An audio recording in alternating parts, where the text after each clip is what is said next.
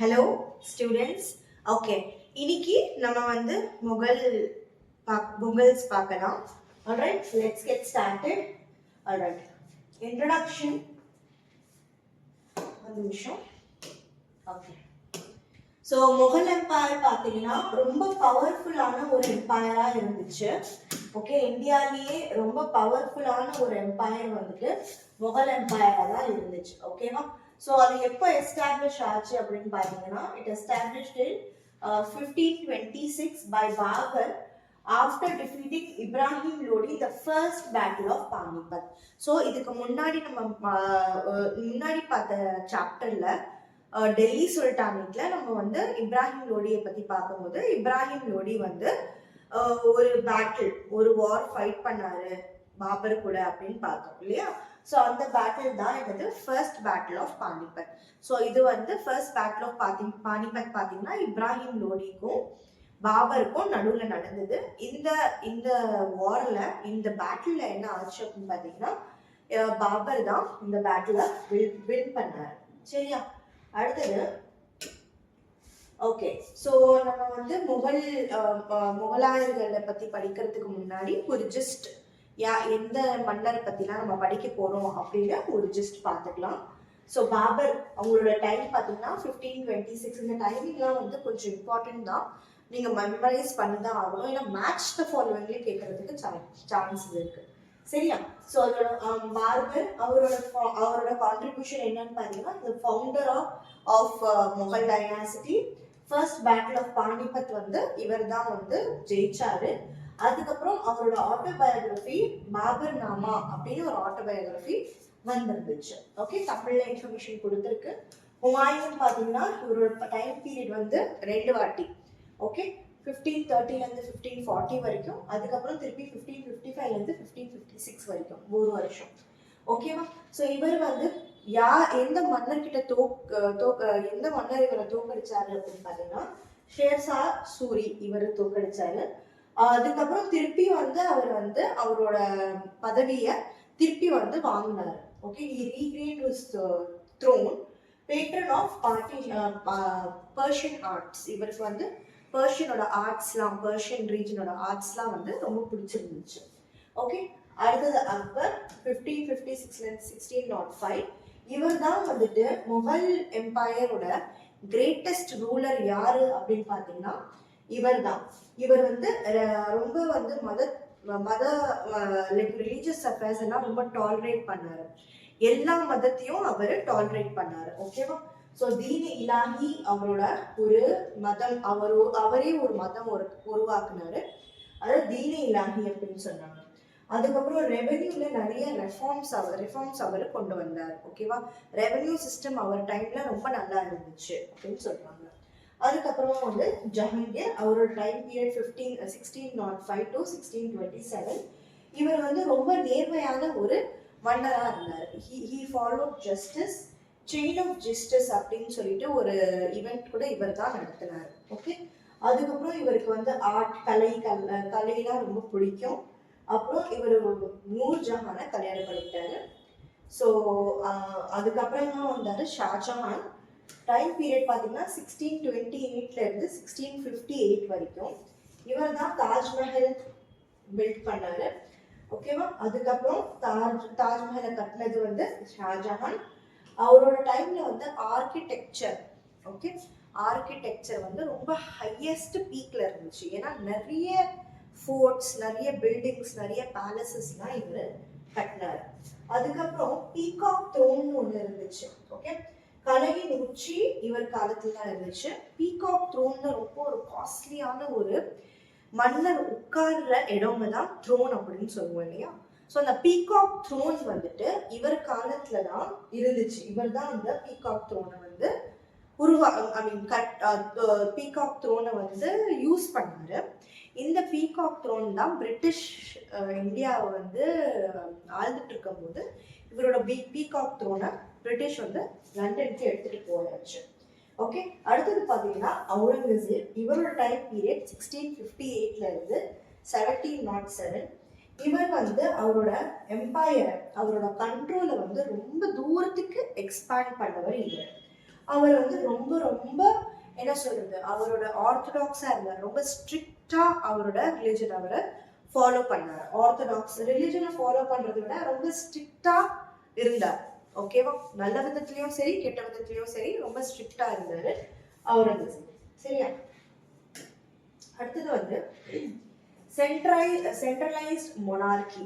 Centralised monarchy இது வந்து features நம்ம முகல் எம்பரரை பத்தி நீங்க 7th ஸ்டாண்டர்ட் சமச்சீர் புக்லயும் 11th ஸ்டாண்டர்ட் சமச்சீர் புக்லயும் நீங்க பாப்பீங்க. ஸோ 7th ஸ்டாண்டர்ட் சமச்சீர் புக் அண்ட் 11th ஸ்டாண்டர்ட் சமச்சீர் புக்கை ஃபுல்லாக தரோவா லைன் பை லைன் ரீட் பண்ணி நம்மளால மெமரைஸ் பண்ண முடியாது. ஓகேவா? தேவையும் கிடையாது. ஸோ நம்மளுக்கு தேவையான பாயிண்ட்ஸ் மட்டும் தான் நம்மளுக்கு தேவை. ஓகே, நம்ம படிக்க வேண்டியது பாயிண்ட்ஸ் வந்து ரொம்ப தேவையான பாயிண்ட்ஸ் மட்டும் தான் நம்ம படிக்கணும். அதுதான் நம்ம ஞாபகமும் வச்சுக்கணும். சரியா? ஸோ அந்த மாதிரியான பாயிண்ட்ஸ் தான் இது. ஸோ அதை வந்து நல்லா டேப்லேட் பண்ணிட்டோம்னா சீக்கிரமா நம்மளால ரிவைஸ் பண்ண முடியும். ஸோ என்டையர் முகல் எம்பையர் வந்து என்னென்ன ஃபீச்சர்ஸ் ஃபாலோ பண்ணாங்க. ஓகேவா? சென்ட்ரல் மொனார்க், தட் இஸ் மத்திய ஆட்சி வந்து ரொம்ப ஸ்ட்ராங்கா இருந்தது. ஓகே, யார் அந்த மத்திய ஆட்சி ஆளுறவங்க யார் அப்படின்னா அரசர்கள் தான். அதுக்கப்புறம் மன்சப்தாரி சிஸ்டம். இந்த மன்சப்தாரி சிஸ்டம் வந்து ஒரு ரெவென்யூ சிஸ்டம். ஓகே, இது வந்து மன்சப்தாரி சிஸ்டம் என்னன்னா ஆஃபீஸர்ஸ் வைக்கிற சிஸ்டம். ஓகேவா? ஆஃபீஸர்ஸ், ஒரு ஆஃபீஸர் கீழே இந்த டிபார்ட்மெண்ட், இந்த ஆஃபீஸர் கீழே இந்த டிபார்ட்மெண்ட் அப்படின்னு சொல்லி ஆஃபீஸர்ஸ்க்கு கீழே டிபார்ட்மெண்ட் வைக்கிற சிஸ்டம் தான் மன்சப்தாரி சிஸ்டம் அப்படின்னு சொல்லுவோம். ஸோ இது வந்து rank based military and civil services. Okay, so அதே தான் ஆஃபீஸர்ஸோட சிஸ்டம். ஓகேவா? ரேங்க் பேஸ் பண்ணி, தட் இஸ் இவன் ஃபார் எக்ஸாம்பிள் டெபுட்டி கலெக்டருக்கு மேலே வந்து கலெக்டர். ஓகேவா? அந்த மாதிரி இருக்கும் இல்லையா? ஸோ அந்த மாதிரி கலெக்டருக்கு கீழே டெப்யூட்டி கலெக்டர் வருவாங்க, அவங்களுக்கு கீழே அசிஸ்டன்ட்ஸ்லாம் வருவாங்க அப்படின்னு சொல்லிட்டு உங்களுக்கு ஒரு சிஸ்டம் இருக்கும். ஸோ அந்த ரேங்க் பேஸ்ல சிஸ்டம்ஸ் ஆஃபீஸர்ஸை கொண்டு வரது தான் மன்சப்தாரி சிஸ்டம். ஓகேவா? அடுத்தது வந்து ஜப்த் சிஸ்டம். ஜப்த் அப்படின்னா என்னன்னா லேண்ட் ரெவென்யூ சிஸ்டம். இது வந்து ஒரு land revenue system. That is tax நீங்க ஒழுங்கா பே பண்ணல அப்படின்னா அந்த லேண்டை வந்து எடுத்துக்கிறது, அதான் ஜப்த் அப்படின்னு சொல்லுவாங்க. சரியா? அடுத்தது வந்து சுபாஸ். ஓகே, ஸோ இங்க வந்து ஸ்டேட்ஸ், சின்ன சின்ன இடத்த ப்ரொவின்சஸ் என்னன்னு கூப்பிடுவாங்க அப்படின்னா சுபாஸ் அப்படின்னு கூப்பிடுவாங்க. Empire divided into provinces. So சின்ன சின்ன ப்ராவின்சஸ்ல என்னன்னு கூப்பிடுவாங்க? சுபாஸ் அப்படின்னு கூப்பிடுவாங்க. சரியா? அடுத்தது வந்து முகலாயர்கள் டைம்ல ரிலிஜன் அண்ட் கல்ச்சர் எப்படி இருந்தது அப்படின்னு பார்த்தீங்கன்னா ரொம்ப இம்பார்ட்டன்ட். அக்பர் மன்னர் வந்துட்டு ரொம்ப ரொம்ப ரிலீஜியஸா டாலரேட் பண்ற ஒரு மன்னனா இருந்தாரு. அவர் வந்து எந்த ஒரு ரிலிஜனையும் ரெஸ்ட்ரிக்ட் பண்ணல. இல்ல நீங்க இதை ஃபாலோ பண்ணக்கூடாது, அதை ஃபாலோ பண்ணக்கூடாது அப்படின்னு எந்த ஒரு ரெஸ்ட்ரிக்ஷனும் அவர் கொண்டு வரல. அவர் எல்லா மதத்தையும் டாலரேட் பண்ற மாதிரி இருந்தாரு. அவரே ஒரு மதத்தை வந்து ப்ரொமோட் பண்ணாரு. அதை வந்து என்னன்னு சொன்னாரு அப்படின்னா தீன இலாஹின்னு சொன்னாங்க. இன்னொன்னு வந்து ஒரு பாலிசி மாதிரி அவர் வச்சிருந்தாரு. அந்த பாலிசி என்னன்னா சுலாஹ் ஏ குல் அப்படின்னா பீஸ், எல்லா யூனிவர்ஸ்லயும் பீஸ் இருக்கணும். ஸோ பீஸ்ஃபுல் பாலிசியை அவர் அடாப்ட் பண்ணாரு. அவர் உருவாக்கின மதம் என்ன அப்படின்னு பார்த்தீங்கன்னா தீன இலாஹி, நியூ சிங்க்ரேட்டிக் ரிலிஜன். ஓகே, ஒரு புது ரிலிஜனை அவர் உருவாக்குனாரு. அவர் டைம்ல வந்து உருது லாங்குவேஜ் இவால்வ் ஆச்சு. உருது பார்த்தீங்கன்னா அரபிக் அண்ட் பர்ஷியன் ரெண்டுமே கலந்த ஒரு மொழி. சரியா? ஸோ ரொம்ப ஹை பீக்ல இந்த உருது வந்து ரொம்ப ஹை பீக்ல வளர்ந்த காலம் வந்து இந்த முகலாயர்கள் காலம். ஓகேவா? So Persian plus Hindi plus Arabic தான் உருது. சரியா?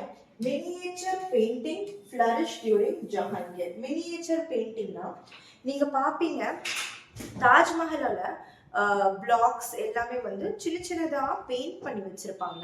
ஓகே, அந்த பெயிண்டிங்கா நீங்க பார்த்துருப்பீங்க. அதுதான் மினியேச்சர் பெயிண்டிங் அப்படின்னு சொல்லுவோம். சரியா? ஒரு நிமிஷம் வெயிட் பண்ணுங்க. ஓகே, முகல்ஸோட கண்டினியூவேஷன். ஸோ முகல் ஆர்கிடெக்சர் இப்போ பார்ப்போம். முகல் ஆர்கிடெக்சர்ல பார்த்தீங்கன்னா Taj Mahal, Red Fort, Buland Darwaza, Jama Masjid, Humayun tomb. இது வந்து ரொம்ப இம்பார்ட்டன்டான மானுமெண்ட்ஸ் ஆஃப் முகல் ஆர்கிடெக்சர். அது எங்க இருக்கு பாத்தீங்கன்னா தாஜ்மஹல் ஆக்ரால, ரெட் ஃபோர்ட் டெல்லியில, புலந்த் தர்வாசா வந்து ஃபத்தேபூர் சிக்ரியில இருக்கு, ஜமா மஸ்ஜித் டெல்லியில இருக்கு, ஹுமாயூன் ஸ்டோன் வந்து டெல்லியில இருக்கு. யார் யார் கட்டினாங்க அப்படின்னு பாத்துக்கோங்க. எம்பரர்ஸ். எதுக்காக அவங்க கட்டினாங்க? தாஜ்மஹல் வந்து மார்பலான மும்தாஸ் மஹாலுக்காக கட்டப்பட்ட ஒரு மானுமெண்ட். அப்புறம் ரெட் ஃபோர்ட் வந்துட்டு ஷாஜஹான் தான் கட்டினாரு. இவர் வந்து அவரோட பேலஸை வந்து பாதுகாக்கிறதுக்காக ஒரு ஃபார்ட்டிஃபை பண்ண ஒரு பேலஸ் தான் இந்த ரெட் ஃபோர்ட். தட் இஸ் அந்த ப்ரொடெக்ஷனுக்காக, பேலஸோட ப்ரொடெக்ஷனுக்காக கட்டுற ஃபோர்ட் தான் ரெட் ஃபோர்ட். அடுத்தது வந்து புலந்த் தர்வாசா, ஃபத்தேபூர் சிக்ரி அக்பர் தான் கட்டினாரு. இவர் வந்து இந்த குஜராத்ல ஒரு பேட்டில் நடந்தது. அந்த பேட்டில் அவர் வந்து வெற்றிகரமா வெளியே வந்ததுனால இந்த புலந்த் தர்வாசா அப்படின்னு ஒரு பெரிய கதவு மாதிரி இருக்கும், ஒரு பெரிய ஒரு மானுமெண்ட். ஓகே, ஆர்க் மாதிரி இருக்கும். அதுக்குள்ள வந்து ஒரு பெரிய கேட் மாதிரி இருக்கும். அதை வந்து புலந்த் தர்வாசா அப்படின்னு சொல்லுவோம். ஜமா மஸ்ஜித் வந்து ஷாஜஹான் அது ஒரு மசூதியா கட்டினாரு. ஹுமாயூன் ஸ்டோன் வந்து அக்பரோட அப்பா தானே ஹுமாயூன், அவருக்காக வந்து அக்பர் கட்டினாரு. ஓகேவா? ஸோ இந்த ஹுமாயூன் ஸ்டோன் வந்து தாஜ்மஹலுக்கு முன்னாடி தாஜ்மஹல் மாதிரி இருந்துச்சு. ஓகே, அடுத்தது வந்து மிலிட்ரி அண்ட் எக்ஸ்பான்ஷன். ஸோ முகலாயர்களோட மிலிட்ரி ராணுவம் எப்படி இருந்ததுன்னு பார்க்கணும். Akbar expanded empire to Deccan and Gujarat. So முகலாயர்களோட ராணுவம் பார்த்தீங்கன்னா எக்ஸ்பான்ஷன் எவ்வளவு தூரத்துக்கு முகல் எம்பையர் இருந்துச்சு அப்படின்னு பார்த்தீங்கன்னா டெக்கன் டு குஜராத். இந்த சைட்ல வந்து குஜராத், அப்புறம் கீழே பாத்தீங்கன்னா இந்த சைட்ல வந்து டெக்கன்னா ஹைதராபாத். ஸோ இந்த மாதிரி இருந்துச்சு. மேல வந்து நார்த் இந்தியா உங்களுக்கு. ஓகே, இந்தியா எப்படி இருக்குன்னா இந்த குஜராத், இந்த பக்கம் குஜராத், இந்த பக்கம் டெக்கன். ஸோ இந்த ஃபுல் ரீஜன் வந்து இந்தியாவோட இந்த ஃபுல் ரீஜன் வந்துட்டு ஃபுல்லா என்னவா இருந்துச்சு? அக்பர், தட் இஸ் முகல் எம்பையரா இருந்துச்சு. ஓகேவா? So Aurangzeb annexed Bijapur, Golconda but faced Maratha resistance. So அதுக்கப்புறமா வந்து இந்த டெக்கன், தட் இஸ் இந்தியா இப்படி இருக்கு அப்படின்னா, சாரி இந்தியாவோட மேப் கொஞ்சம் நான் பண்ணிட்டேன்.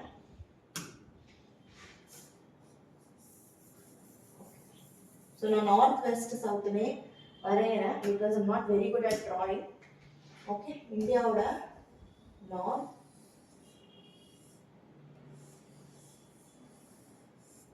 சாரி இந்தியாவோட டிராயிங் வந்து கொஞ்சம் கரெக்டா இல்லை, பட் பேசிக்கலி இந்தியா அப்படின்னு தெரியுது. ஸோ இங்க வந்து உங்களுக்கு குஜராத் இருக்கும், இங்க வந்து உங்களுக்கு டெக்கன் இருக்கும். ஸோ இந்த ஃபுல் ரீஜன் வந்துட்டு முகல்ஸ் வந்து ஆழ்ந்தாங்க. ஓகே, அதுக்கப்புறம் பார்த்தீங்கன்னா அவுரங்கசீப் பிஜப்பூர், கோல்கண்டா, கீழே இருக்கிற பிஜப்பூர், இன்னும் கீழே பிஜப்பூர், கோல்கண்டா இந்த ரீஜனை வந்துட்டு அவுரங்கசீப் வந்து எக்ஸ்டெண்ட் பண்ண பார்த்தாரு. பட் மராத்தாஸோட ரெசிஸ்டன்ஸ் இருந்ததுனால ரொம்ப பெரிய அளவுக்கு வந்து எக்ஸ்டெண்ட் பண்ண முடியல. அடுத்தது பார்த்தீங்கன்னா இம்பார்ட்டன்ட் அட்மினிஸ்ட்ரேஷன் சிஸ்டம். நம்ம மன்சப்தாரி சிஸ்டம் பத்தி பார்த்தோம். மன்சப்தாரி சிஸ்டம் கொண்டு வந்தவர் யாரு? அக்பர். மன்சப்தாரி சிஸ்டம் நான் என்ன, ரேங்க் வைஸ வந்து ஆஃபீஸர்ஸை அவங்களோட வேலை, அவங்களோட ரெஸ்பான்சிபிலிட்டியை அலோகேட் பண்றது தான் mansabdari system, rank base system. ஓகேவா? So military cum civil rank system. Military பொசிஷனும் கொடுப்பாங்க, சிவில் சர்வீஸ் பொசிஷனும் கொடுப்பாங்க.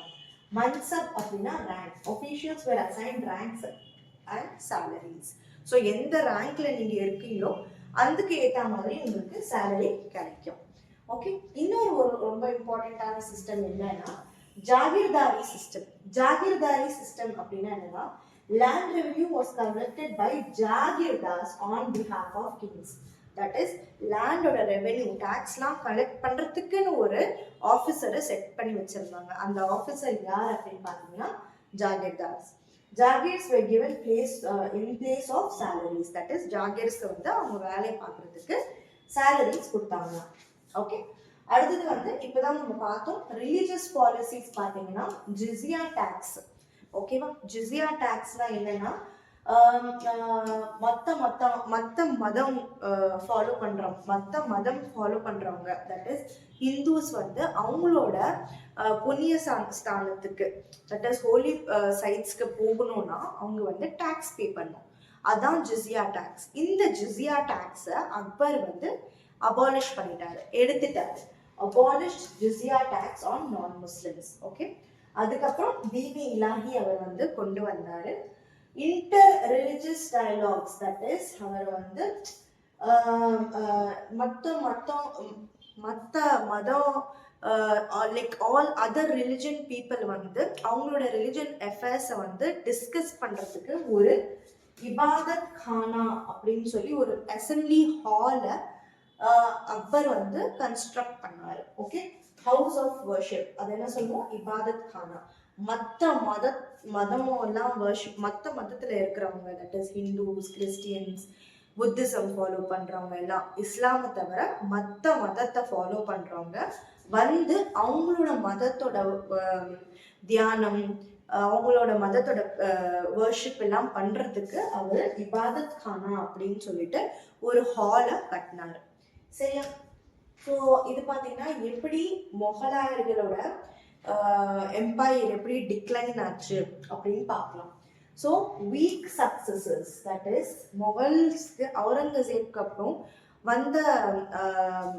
வந்த கிங்ஸ்லாம், அவுரங்கசீப்க்கு அப்புறம் வந்த மன்னர்கள்லாம் ரொம்ப ஸ்ட்ராங்கா இல்லாம இருந்தாங்க, ரொம்ப வீக்கான ரூலர்ஸா இருந்தாங்க.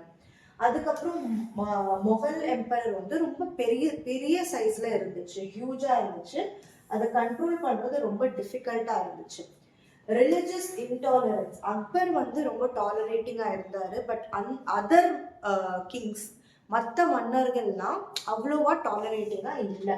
அவுரங்கசீப் வந்து ரொம்ப ஆர்த்தடாக்ஸா இருந்தாரு, ரொம்ப ஸ்ட்ரிக்ட், ரொம்ப ரூடா இருந்தாரு. Then rise of regional powers. So Maratha, Sikhs, Rajput இவங்கெல்லாம் வந்து அங்கங்க வளர ஆரம்பிச்சிட்டாங்க. ஸோ அதனால அவங்களால பெரிய எம்பையரை கண்ட்ரோல் பண்ண முடியல. Okay, British interference. ஸோ ஜஹங்கீர் காலத்துல பிரிட்டிஷ் உள்ள வந்தாங்க இல்லையா? ஸோ பிரிட்டிஷ் வந்து இந்த அட்மினிஸ்ட்ரேஷன்ல ரொம்ப வந்து இன்டர்ஃபியர் பண்ணிட்டே இருந்தாங்க. ஸோ அதுவும் ஒரு காரணமா இருந்துச்சு. Trade to political control. So first வந்து ட்ரேட் பண்றதுக்காக வந்தாங்க, அதுக்கப்புறம் பொலிட்டிக்கலா அவங்க கண்ட்ரோல் பண்ண ஆரம்பிச்சிட்டாங்க. சரியா? அதுதான் ரீசன்ஸ் ஆஃப் டிக்ளைன். அதுக்கப்புறம் இம்பார்ட்டன்ட் கான்ட்ரிபியூஷன்லாம் என்ன அப்படின்னு பார்த்தீங்கன்னா, லிட்ரேச்சர்ல பார்த்தீங்கன்னா இந்த பர்ஷியன் போயட்ரி, பர்ஷியன் லாங்குவேஜ்ல எழுதின நிறைய போயட்ரிஸ் வந்து மொகல் காலத்துல தான் எழுதினாங்க. Baburnama is another important literature. Art பார்த்தீங்கன்னா நிறைய மினியேச்சர் பெயிண்டிங், சின்ன சின்ன குட்டி குட்டி பெயிண்டிங் பண்ணாங்க. நீங்க தாஜ்மஹல்லையும் பார்க்கலாம். நிறைய வந்து மான்யூமெண்ட்ஸ்ல வந்து மொகல் மான்யூமெண்ட்ஸ்ல பார்த்தீங்கன்னா சின்ன சின்ன பெயிண்டிங்ஸ்லாம் இருக்கும். அந்த பெயிண்டிங்ஸ்லாம் வந்தது எப்போ அப்படின்னு பார்த்தீங்கன்னா முகலாயர்கள் காலத்துல தான். நிறைய ஃபோர்ட்ஸ், மசூதிகள், நிறைய டோம்ஸ்லாம் வந்து கட்டினாங்க. ரெவென்யூ பார்த்தீங்கன்னா ஜப்த் சிஸ்டம், லேண்ட் ரெவென்யூ சிஸ்டம், இந்த சிஸ்டம்ல தான் வந்து ரெவென்யூ கலெக்ட் பண்ணாங்க. புது புது பாலிசிஸ் கொண்டு வந்தது வந்து ஜப்த் சிஸ்டம்ல, land revenue system. Zabt system is a land revenue system. அதுக்கப்புறம் வந்து அட்மினிஸ்ட்ரேஷன் பார்த்தீங்கன்னா சென்ட்ரலா இருந்துச்சு, மத்திய ஆட்சியில் தான் அதிகமான பவர் இருந்துச்சு. ஓகேவா? ஒன் பேஜ்ல நம்ம ரொம்ப இம்பார்ட்டன்டான பாயிண்ட்ஸ் ரிவைஸ் பண்றதுக்கு இங்க இருக்கு. இது பாருங்க, இந்த ஹிஸ்டரி, மெடிவல் ஹிஸ்டரி இருக்கு இல்லையா, அவ்வளோவா ஸ்ட்ராங் வெயிட்டேஜ் கிடையாது மெடிவல் ஹிஸ்டரிக்கு. லைக் வந்து நான் ஷுவரா வந்து நம்ம வந்து சொல்ல முடியாது. பட் பேட்டர்ன் வைஸ் நம்ம டிஎன்பிஎஸ்சியோட பேட்டர்ன்ல பார்த்தோம்னா அவ்வளோ அதிகமாலாம் அவங்க வந்து மெடிவல் ஹிஸ்டரியிலேருந்து கொஷின்ஸ் கேட்டதில்லை. கேட்டாலும் எந்த ஏரியாவில் கேட்பாங்க அப்படின்னு பார்த்தீங்கன்னா, அவங்களோட அட்மினிஸ்ட்ரேஷன் பாலிசிஸ், மிலிட்ரி பாலிசி, அவங்களோட வந்து அட்மினிஸ்ட்ரேஷன் பாலிசிஸ்லேயே ஒவ்வொரு மினிஸ்டருக்கு என்ன பேர், என்ன ஃபங்க்ஷன், அந்த மாதிரி தான் அதிகமாக கேட்பாங்கன்னு தவிர ரொம்ப ரொம்ப டீட்டெயில்டாக ரொம்ப ஹை வெயிட்டேஜ் வச்சு மிடிவல் ஹிஸ்ட்ரியிலேருந்து கொஷின்ஸ் வந்து அவ்வளோவா வந்ததில்லை. ஓகேவா? பட் எங்கெங்கெல்லாம் வருமோ அங்கே அந்த பாயிண்ட்ஸ்லேருந்து எல்லா நோட்ஸுமே உங்களுக்கு கொடுத்துருக்கு. ஸோ பார்த்தீங்கன்னா ஒரு 1 பேஜ் ரிவிஷன் பார்த்தீங்கன்னா, ஃபவுண்டர் யார் மொகல் டைனாசிட்டியை ஃபைண்ட் பண்ணாரு? பாபர் தான் ஃபைண்ட் பண்ணாரு. அக்பர் வந்து ரிலிஜியஸ் டாலரன்ஸ் வச்சிருந்தாரு, நிறைய ரெவென்யூ ரெஃபார்ம்ஸ் கொண்டு வந்தாரு. மன்சப்தாரி சிஸ்டம் யார் கீழே வந்துச்சு? அக்பர் கீழே தான் வந்துச்சு. ஆர்கிடெக்சர் வந்து அவரோட பீக்ல இருந்த பீரியட் வந்து மொகல்ஸ் தான். ஷாஜஹான் தான் அதிகமாக ஆர்கிடெக்சருக்கு கான்ட்ரிபியூட் பண்ணாரு. தாஜ்மஹல், ரெட் ஃபோர்ட்லாம் யார் கட்டினா? ஷாஜஹான் தான் கட்டினாரு. எப்போ இந்த ஃபுல் மொகல் எம்பையர் எப்போ எண்ட் ஆச்சு அப்படின்னு பார்த்தீங்கன்னா, 1857. ஓகே, 1857ல ரிவால்ட் ஆஃப் 1857ல லாஸ்ட் மொகல் கிங் இருந்தார் இல்லையா, after the first war of independence. அதுக்கப்புறம் பஹதூர் ஷா ஜஃபர் நம்ம வந்து ரிவால்ட் ஆஃப் 1857 படிக்கிறப்போ பார்ப்போம். ஸோ அவர் தான் வந்து லாஸ்டாக இருந்தார். ஓகே, ரிலிஜன் பாலிசி பார்த்தீங்கன்னா தீன இலாஹி என்ற ஒரு ரிலிஜன், புது ரிலிஜன் வந்து அக்பர் கொண்டு வந்தார். டிக்ளைன் ஆனதுக்கு ரீசன் எல்லாமே நம்ம பார்த்தோம். அதில் வந்து ஒரு சில ரீசன்ஸ் வந்து திருப்பி கொடுத்துருக்காங்க. ஸோ நம்ம வந்து மொகல்ஸை க்ரக்ஸாக ரிவைஸ் பண்ணியாச்சு. ஸோ இந்த நோட்ஸ் மல்டிபிள் டைம்ஸ் ரிவைஸ் பண்ணுங்க. உங்களுக்கு இன்னும் கண்டென்ட்டோட ஃபுல்ஃபில்மெண்ட் வேணும், இங்கேருந்து மேம் எடுத்தீங்க அப்படின்னா டைம் இருந்துச்சுன்னா கிளாஸ் 7, கிளாஸ் 11 சமச்சீர் கல்வி புக்ஸை கோ த்ரூ பண்ணுங்க. சரியா? Thank you so much.